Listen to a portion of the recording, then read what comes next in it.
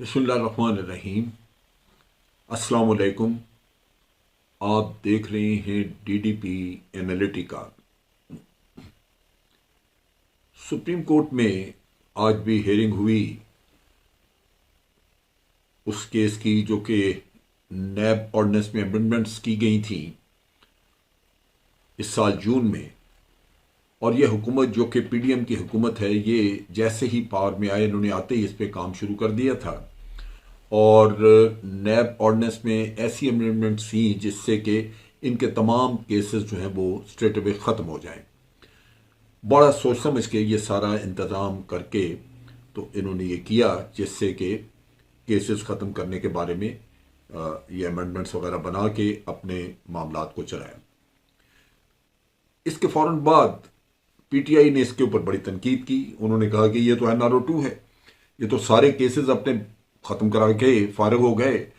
और इमरान खान आज भी कहते हैं कि 1100 अरब रुपया ये खा गए हैं जिसके ऊपर NRO चला गया, NRO दे दिया गया। उसमें जरदारी साहब के केसेस, मियाँ फरियाल तारपुर के केसेस हैं, मियाँ फैमिली के तमाम लोगों के केसेस हैं और भी जितने भी, मियाँ जावेद लतीफ़ का केस है, सब खा पी के बरी। चुनांचे इमरान खान ने उसके बाद सुप्रीम कोर्ट में केस दायर किया। ख्वाजा हारिस उनके वकील हैं और यहाँ पे बहस चल रही है। आप सोच लीजिए कि गालिबन मेरा ख्याल है जून या जुलाई में ये केस दायर किया गया और उस वक्त से तारीख पे तारीख और बहस पे बहस चल रही है। आप सोचिए कि इसमें कोई सेंस ऑफ अर्जेंसी यहाँ नज़र नहीं आती। कुछ पता नहीं कि क्यों ये डिले है।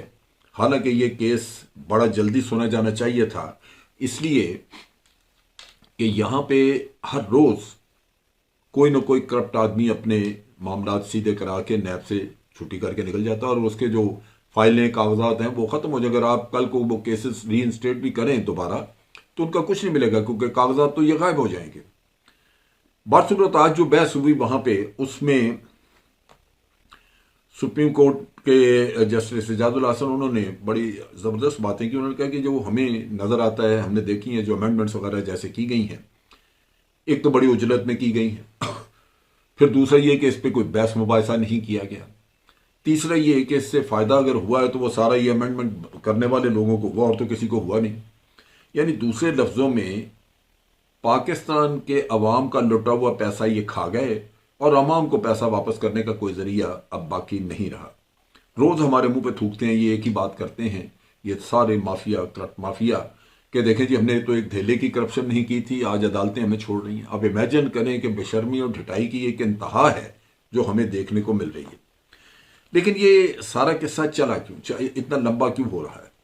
बाज़ दफ़ा मैंने देखा कि जजेस जो हैं वो यहाँ पे कमेंट्स पास कर रहे हैं और वो ये कह रहे हैं कि जी पार्लियामेंट का हक है, पार्लियामेंट जो चाहे कानून पास कर सकती है, हम क्यों उसमें दखल दें।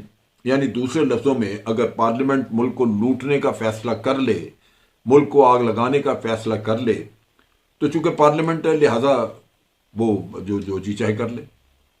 अजीब लॉजिक। यानी इंसान हैरान रह जाता है कि एक कानून जो कतन मुल्क के मुफाद में है ही नहीं, अवाम के मुफाद में है ही नहीं, उस कानून के लिए इतने लंबा अरसा चल रहा है और वो इंतज़ार है कि भाई इस कानून को हमने अगर ख़त्म करना भी है तो उस वक्त ख़त्म करेंगे जब सब लोग अपनी करप्शन ख़त्म कर चुकेंगे, उसके केसेस ख़त्म करवा लेंगे।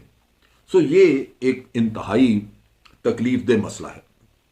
इसमें बाज़ औक़ात ऐसी सजेशंस दी गई, इमरान खान के वकील को कहा गया कि आपके लोग पार्लियामेंट में ये क्यों नहीं बहस करते, वो पार्लियामेंट में जाएं, जाके पार्लियामेंट में बहस करें। आप पार्लियामेंट से बाहर निकले, अवाम ने आपको इलेक्ट किया था इसलिए कि आप पार्लियामेंट से बाहर बैठे, तो ये पार्लियामेंट में आपको सॉर्ट आउट करना चाहिए था।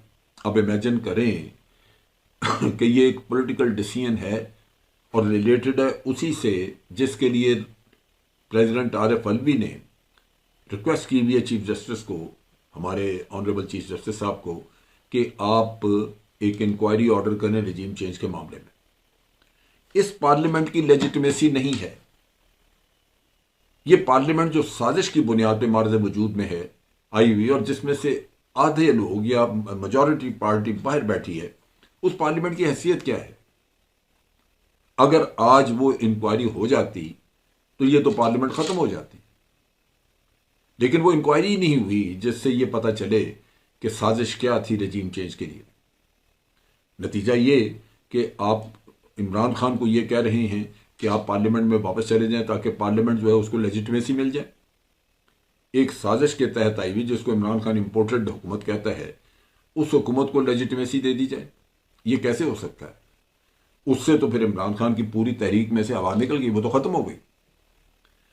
अब चीज ये है कि अगर तो कौम की हैसियत से हम वाकई मुखलिस हैं अपने मुल्क के साथ, हम चाहते हैं कि यहाँ पे करप्शन ख़त्म हो, तो वो तो फिर हमें, मेरा नहीं ख्याल कि कोई भी वक्त ज़ाया करना चाहिए इस चीज़ में, और बहुत ही जल्दी इसके ऊपर अमल होना चाहिए, इसका फैसला होना चाहिए।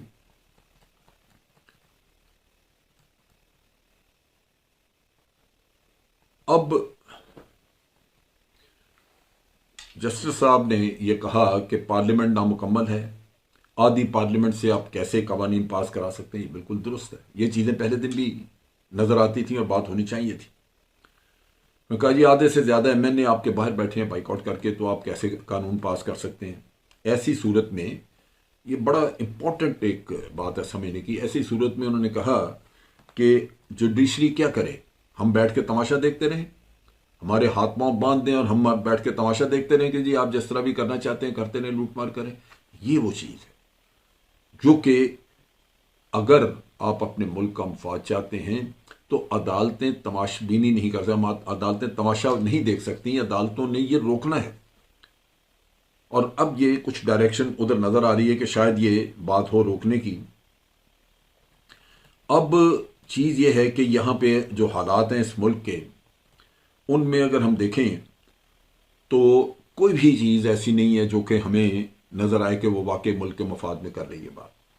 जय साहब ने कहा कि आपका मीडिया आज़ाद है, वो अभी लेके आए इसके बारे में, अगर वो शऊर पैदा करे और जो करप्शन के केसेस हैं वो खोले, लोगों के सामने, आवाम के सामने आए, फिर उनके खिलाफ एक्शन हो। लेकिन वो कैसे आए? मीडिया का हाल ये है कि आज ये मीडिया के बारे में पॉइंट आउट किया इमरान खान के वकील ने कि आज जो मीडिया रैंकिंग है उसमें पाकिस्तान का मीडिया दुनिया में 180 में से 157 नंबर पे है, 157। तो मीडिया है ये तो बिल्कुल ही एक ब्लैकमेलिंग का ठेका है जो मिला हुआ है, और अपने अपने मफाद के लिए सहाफत हो रही है। जैसे मीर शकील रहमान ने अपनी बातचीत में कहा था कि मैं कोई सहाफत तो नहीं कर रहा, मेरा तो कारोबार है, ये बिजनेस है। सो ये बिजनेस है। सहाफत जो है वो एक बड़ा मुअज़्ज़ज़ पेशा है और उसमें आपको तकलीफें उठानी पड़ती हैं, कुर्बानियाँ देनी पड़ती हैं, लेकिन यहाँ पे वो चीज़ नहीं है। यहाँ लोग सहाफत को इस्तेमाल कर रहे हैं अपने पैसा कमाई के लिए, लिहाजा वो जहां से पैसा मिलेगा वो वहीं उसी का काम करेंगे। अगर किसी की करप्शन को छुपाना है, जो कि किया जा रहा है, आपने देखा बाद मीडिया हाउसेस शरीफ फैमिली की करप्शन के बारे में बात ही नहीं करते, वो उनको किसी न किसी तरह प्रोटेक्ट करते हुए नजर आते हैं। सो ये वो चीज़ है जो कि गलतफहमी है यहाँ पे कहीं कि मीडिया हमारा कोई हमें काम करके देगा, वो नहीं करके देगा। अब चीज़ ये है कि फैसला नहीं हुआ। फैसला होने की बजाय ये फिर तारीख पड़ गई। अब पता नहीं कल तारीख है, कल इसका या 14 तारीख है, 14 दिसंबर, उसमें फैसला होता है या नहीं, कि आगे बात चलती है। लेकिन लगता यूं ही है कि ये बात आगे चलेगी। दूसरी तरफ आप देखिए कि शरीफ फैमिली के लोग और दूसरे लोग एक एक करके जो बाहर भागे हुए थे वो अपने माल ठिकाने लगा के वापस पहुंचे और अभी एक एक करके अपने केसेस ख़त्म करा के और कौम को इल्ज़ाम दे रहे हैं, लोगों को इल्ज़ाम दे रहे हैं कि जी हमारे ऊपर झूठे केसेस थे। आप ज़रा सोचिए, करप्शन का आलम यह है कि अभी एमनेस्टी इंटरनेशनल ने एक सर्वे किया और जिस सर्वे में उन्होंने ये परसेप्शन वगैरह जो थी उसके बारे में बात हुई। ये पुराना सर्वे है थोड़ा, लेकिन फैक्ट है, क्योंकि मैं बलूचिस्तान में रह चुका हूँ, कोयटा के GOC रह चुका हूँ, मुझे पता है इन चीज़ों का, मैंने देखी हैं कि बलूचिस्तान में वो ये रैंकिंग के हिसाब से वो कहते हैं कि एशिया पैसिफिक में बलूचिस्तान सबसे ज़्यादा करप्ट इलाका है। वहाँ पे हुकूमत और करप्शन क्या है कि यहाँ पे 85% जो बजट है जो अलॉट होता है वो जिन कामों के लिए अलॉट होता है उन कामों की बजाय वो पहले ही लूट लिया जाता है। यानी दूसरे लफ्ज़ों में 100 रुपये में से सिर्फ 15 रुपये हैं जो कि आवाम के कामों के लिए खर्च किए जाते हैं, बाकी सारा पैसा लुट जाता है। अब यह है कि करप्शन ख़त्म करना क्या सिर्फ इमरान खान का काम था? इमरान खान ने नारा लगाया, लेकिन इस मुल्क में कुव्वत वाले तबके उन्होंने कोई तावन नहीं किया, क्योंकि ये सब माफिया की शक्ल में ऑपरेट करते हैं। इससे बचना है अगर आपने, तो ज़रूरत इस बात की होगी कि अवामी सतह पे शऊर हो और लोग इन करप्ट लोगों को बख्शें ना।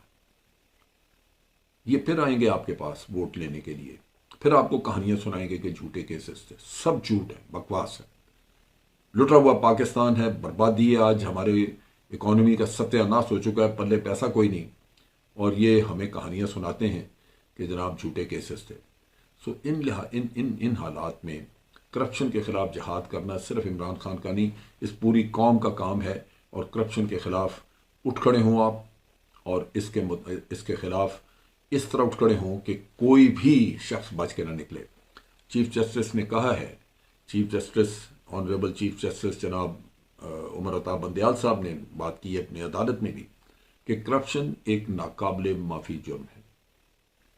ये उनके अल्फाज हमें पल्ले बांध लेने चाहिए, और जहां भी कहीं करप्शन है, माफ़ी का कोई भी सवाल ही पैदा नहीं होता।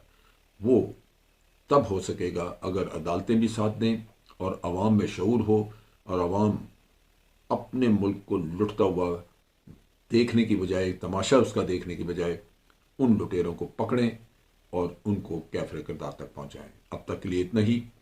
अफवाज पाकिस्तान जिंदाबाद, पाकिस्तान पाइंदाबाद।